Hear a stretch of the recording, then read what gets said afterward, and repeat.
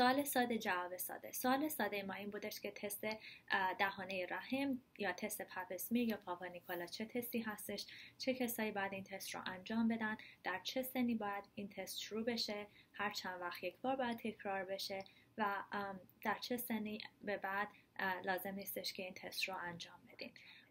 متاسفانه شیوع سرطان دهانه رحم در کشور ایران کم نیست و حدوداً 40% خانم‌هایی که با این سرطان تشخیص داده میشن در مراحل پیشرفته تشخیص داده میشن که خیلی دیر شده و نمیتونن درمان‌های خیلی لازم رو بگیرن و متاسفانه جونشون رو از دست میدن.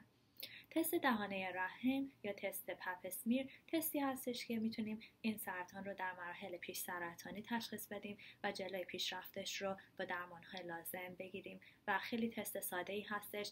تمام متخصصان زنان این تست رو در مطب انجام میدن و خیلی از پزشک‌های عمومی لازم به وسایل خاصی نیستش. وقتی که نمونه برداری رو میکنن به پاتولوژی میفرستن و بر حسب اینکه جواب اون نمونه برداری یا تست پپ اسمیر چی باشه تصمیم میگن که قدم بعدی چی هستش. حالا چه کسایی بعد این تست رو انجام بدن؟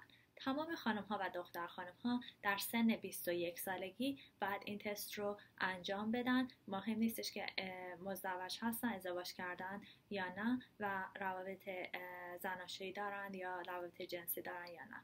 پس همه خانم ها در سن 21 سالگی باید این تست رو انجام بدن.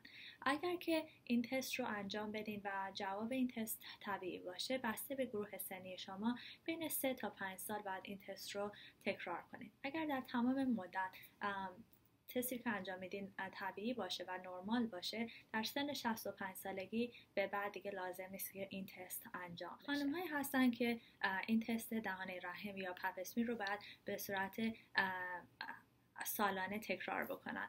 اینها خانم‌هایی هستن که پیوند عضو شدن یا اینکه دستگاه ایمنیشون ضعیف هستش، مثل خانم‌هایی که دچار بیماری ایدز هستن. به دلیل اینکه شیوع سرطان رحم در اونها زیاده، باید این تست رو هر سال دهانه رحم وقتی که تست رو انجام میدین ممکنه که طبیعی باشه یا غیر طبیعی. وقتی که جواب غیر طبیعی هستش، اونها تغییرات دهانه رحم رو درجه بندی میکنن و میتونه از خیلی خفیف تا مراحل شدید اون رو تقسیم بندی کنن و به حسب اینکه درجه تغییر دهانه رحم چقدر هستش و چقدر به سمت سرطانی شدن پیشرفت کرده، درمانش متفاوت هست. ولی اگر که تغییرات دهانه رحم خیلی شدید باشه، ممکنه که پزشک شما تصمیم بگیره که با یک دستگاه به نام کولبوسکوپ دهانه رحم رو بررسی بکنه و دستگاه کولبوسکوپ دستگاهی هستش که با یک ماکروسکوپ یا یک بزرگنمایی به دهانه رحم نگاه میکنیم و اگر که یک تغییراتی رو یا یک زایه رو ببینیم از اون بایوپسی میکنیم و میفرستیم، نمونه برداری میکنیم و میفرستیم برای پاتولوژی. امیدوارم که جواب این سوال ساده رو داده باشم. یادتون نره از اطرافیان خودتون سوال بکنید که آیا در مورد این تست میدونن، آخرین بار که این تست رو انجام دادن کی بوده و به این ترتیب میتونیم به هم کمک بکنیم که این بیماری رو در مراحل پیش سرطانی تشخیص بدیم و قبل از اینکه خیلی دیر شده باشه درمانش بکنیم. تا سوال ساده و جواب ساده بعدی، به امید دیدار.